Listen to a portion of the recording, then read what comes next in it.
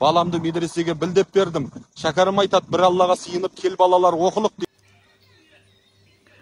Армысыздар, қалайсыздар, анау көкем ағама, надан, сауатсыз, қазақ деген атқа кір келтіріп, ойпырмай, не деген сауатсыз, мектеп көрмегенсің ба, партада отырып, сабақ оқымағансың ба, неме бәле адамсың. Ыбырай Алтынсариннің сөзі ол, кел балалар оқылық, оқығанды көңілге ықыласпен тоқылық.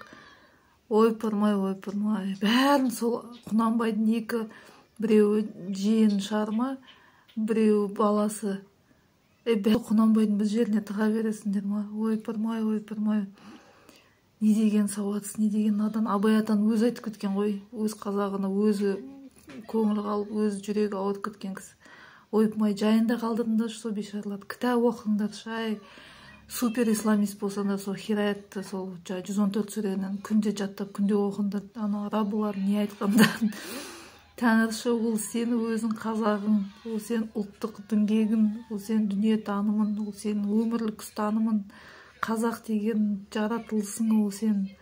Ойпырмай, осындай сауатсыз бола ма екен, ойпырмай.